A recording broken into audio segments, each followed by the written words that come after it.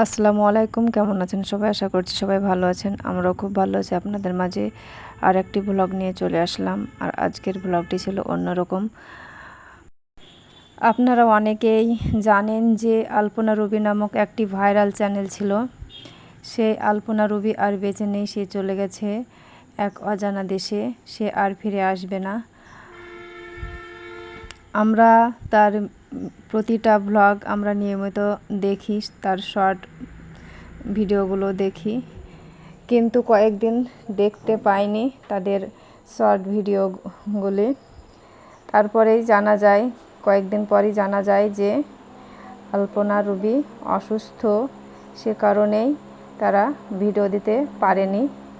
তার যে অসুখ হয়েছিল সেটা হচ্ছে গোল ব্লাডার পাথর, আরও 2-3 রকমের রোগ ছিল। তারা লাইভে জানায় যে আলপনা সুস্থ হলে তারা ভিডিও দেবে।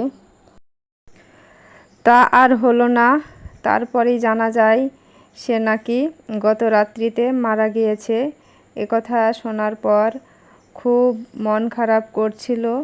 তাকে জানি না, চিনি না, তবুও খুব মন খারাপ করছিল। তার কারণ হচ্ছে তার নিয়মিত ভিডিওগুলো দেখতাম, খুবই ভালো লাগতো, খুবই হাসাহাসি হতো। আলপনা রুবি ব্লগটা দেখতে খুবই ভালো লাগতো। যারা এই ব্লগটি দেখেননি, সার্চ করে দেখে নিতে পারেন। তারা অভিনয় করত বউ শাশুড়ি, কিন্তু তাদের আসল পরিচয় ছিল মা আর মেয়ে। তাদের শর্ট ভিডিওগুলো দেখে আমার ছেলে মেয়ে খুবই হাসাহাসি করত।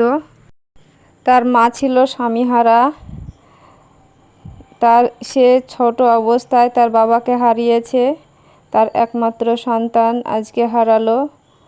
সে কিভাবে আছে জানি না, কিন্তু সবাইকে তো একদিন যেতেই হবে। কিন্তু সে বড় একা হয়ে গেল।